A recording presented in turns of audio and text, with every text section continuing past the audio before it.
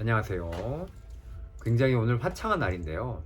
날씨가 매우 더워서 제가 사실은 이 가운을 잘 입진 않아요. 근데 오늘은 약간 이렇게 안을 가볍게 입었기 때문에 가운을 입고 촬영을 하게 되었습니다. 그리고 오늘은 여러분들이 한번 살면서 한 번씩은 다 걸려보셨던 다래끼에 대해서 다룰 거고요. 그리고 다래끼의 가벼운 원인을 살펴보면서 아무래도 제가 약사이기 때문에 그와 관련해서 도움이 될 수 있는 영양제를 소개해드리는 방향으로 오늘 포커스를 맞추었습니다. 다래끼는 아시다시피 눈에 눈꺼풀에 생기는 염증을 말하죠. 다래끼를 세 종류로 볼 수가 있거든요. 첫 번째는 겉다래끼, 두 번째는 속다래끼, 세 번째는 콩다래끼, 이렇게 나뉘어요. 겉과 아까 말했던 속다래끼는 맹립종이라고 부르고, 아까 마지막에 말씀드렸던 콩다래끼는 산립종, 이렇게 부르는데요.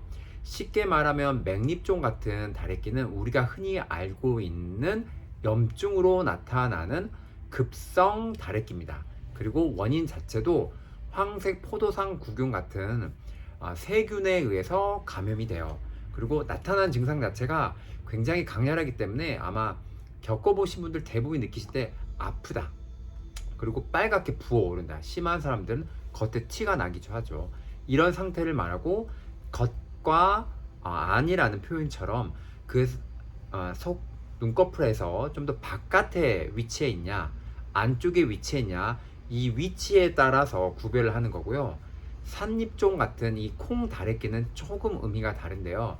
이거는 만성 육아종성 염증이라고 불러요. 이름 자체가 매우 어렵죠. 그냥 쉽게 생각하시면 오래돼서 이 눈꺼풀에 있는 조직이 붕괴돼서 그냥 만성적인 형태의 염증 상태로 보이는 걸 그런 다래끼를 콩다래끼, 이렇게 말합니다. 그러면 이런 가볍게 다래끼에 대한 설명을 해드렸는데, 초반에 설명드렸지만 원인이 조금 다르죠. 산립종 같은 콩다래끼는 뭐냐? 만성적이라 했죠. 그리고 조직이 붕괴됐다고 말씀드렸잖아요. 그리고 초반에 말씀드렸던 맹립종 같은 경우는 뭐라 했죠? 급성이라 했죠. 그리고 세균에 의한 감염이라 했죠. 황색 포도상 구균이 가장 대표적인 원인균으로 보고요. 그래서 이에 따라서 필요한 대처나 영양제도 달라지게 됩니다.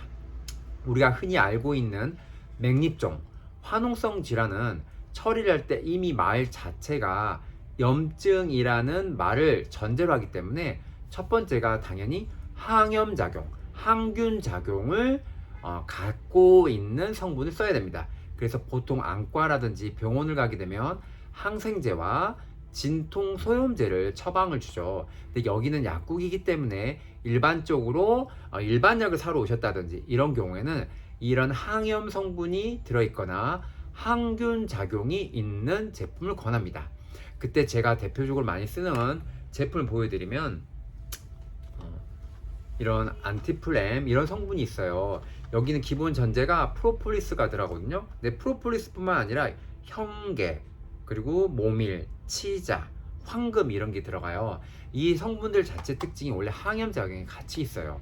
그래서 프로폴리스는 아시다시피 항균 작용 이런 게 굉장히 좋기 때문에 일반적으로 사서 드시는 분도 많잖아요. 안티플 같은 경우에는 이 성분 자체가 염증에 포커스를 많이 두었고, 그리고 이게 약간 배설을 해주는 작용이 같이 들어있어서 농을 빼는 데 도움이 많이 됩니다. 그리고 제가 이때 같이 드리는 성분으로 이 통엔이라는 제품도 있어요. 통엔은 원래는 작약이라든지 보시면 갈근, 그리고 버드나무 추출물, 보스웰 추출물, 이런 게 울금, 이런 게 들어가 있는데, 이들 자체는 원래는 근육의 염증을 풀고 혈관에 때가 끼어 있는 거를 풀어준 작용을 해요. 근데 왜 이거를 다래끼 약으로 쓰냐면, 다래끼 약 자체가 어차피 말 그대로 염증 때문에 농이 차 있기 때문에 그 농을 어떻게 잘 빼냐가 포커스거든요. 그래서 보통은 한방 같은 데서는 갈근탕이라고 있어요. 갈근이 칡뿌리인데 갈근탕을 다래끼 처방에도 같이 쓰는 이유가 있어요. 근육을 풀어주게 되면 그 안에 들어있던 혈관과 림프관 같은 것이 이완이 되고 그 안에 흐름이, 혈액순환 같은 것도 좋아지게 됩니다. 그러면 당연히 염증, 배농작용도 같이 좋아지게 돼요. 그래서 보통은 세트로 나갈 때 이런 식으로 같이 나가는 경우도 많고요. 그리고 한방에서 말하는 탕제 중에는 배농산 급탕이라는 게 있어요. 이게 일반 의약품으로 나오거든요. 근데 이 제품 같은 배농이라 하잖아요. 농을 배출한다 그러죠.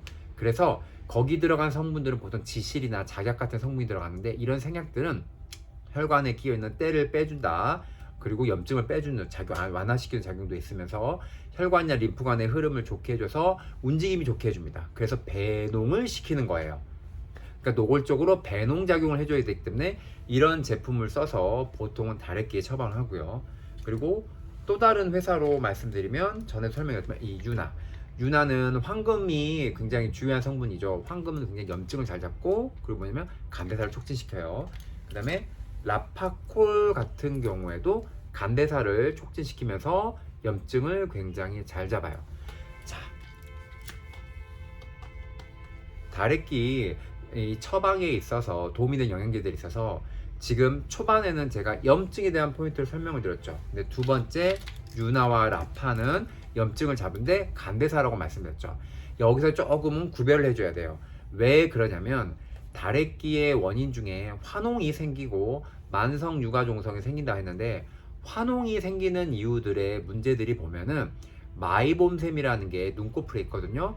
이 마이봄샘이나 짜이스샘, 몰샘 이런 분비물이 나오는 선이 있는데, 이 선에서 뭐가 나오냐면 지방이 나옵니다. 지방샘이라고 불리는데, 짜이스샘하고 마이봄샘 같은 경우에는 이 지방대사, 우리 몸에서 지방대사가 문제가 생기면 과량으로 나온다든지 적게 나오면서 문제가 생겨요.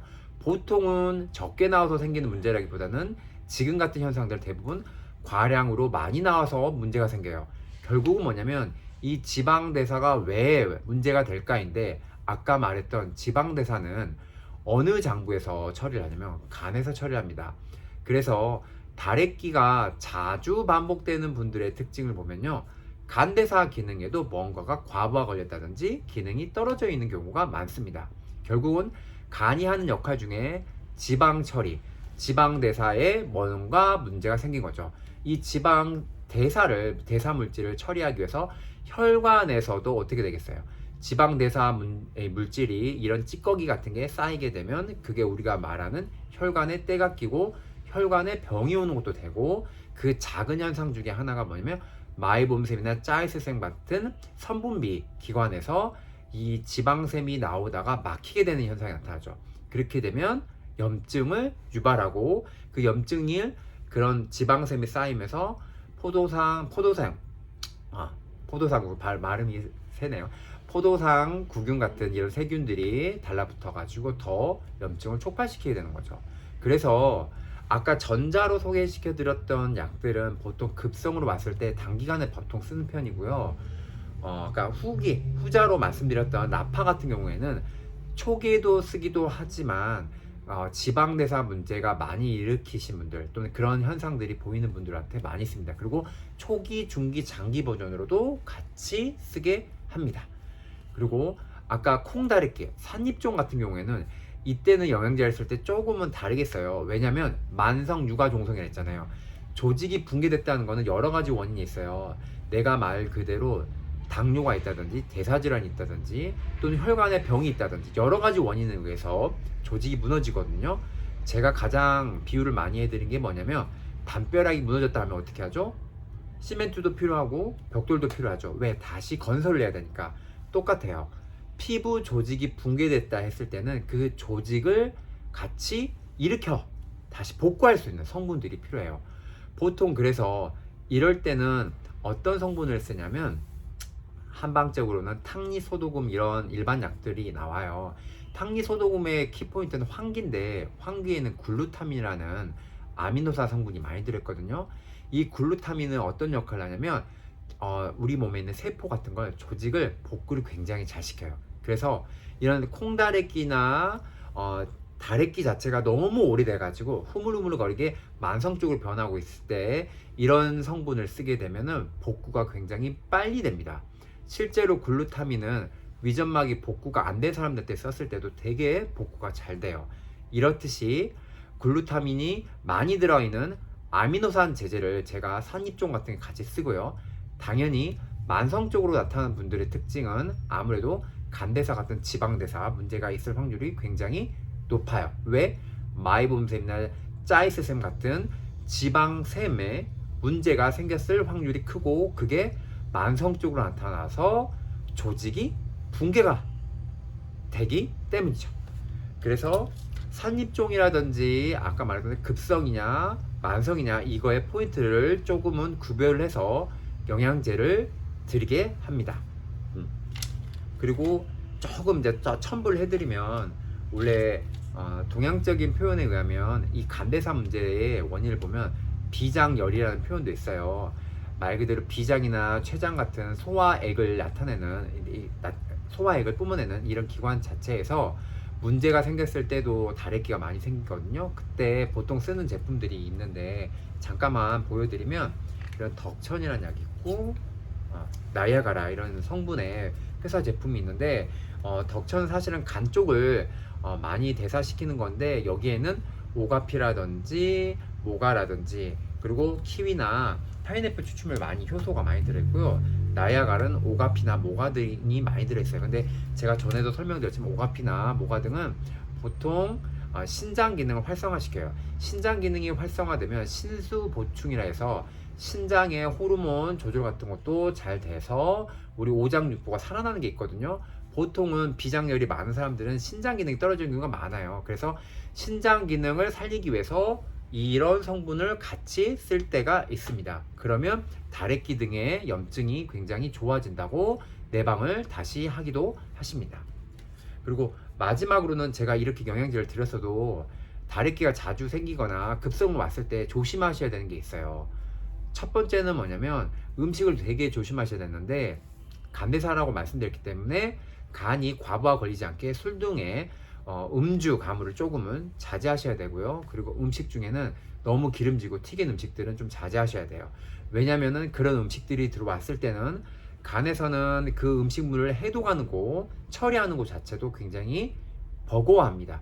그런 상태에서 과부하 걸린 상태에서 그런 음식까지 먹게 되면 당연히 기름샘에서 문제가 더 생기겠죠. 그래서 이런 점을 제가 항상 약국에 내방하신 분들한테도 꼭 말씀드리는데, 이 영상을 보시고도 만약에 내가 이런 상황에서 어떤 약을 먹고 있다, 병원에서 약을 먹다 하시더라도 꼭 음식이라든지 기타 문제 등을 본인이 어느 정도 조절을 하시면서 관리하시길 바랍니다. 오늘은 다래끼에 대해서 설명드렸고요. 혹시 궁금한 게 더 있으시거나 도움이 필요하시면 저한테 문자나 카톡으로 또는 댓글로 남겨주시면 되겠습니다. 또 다음에 좋은 내용으로 만나 뵐게요.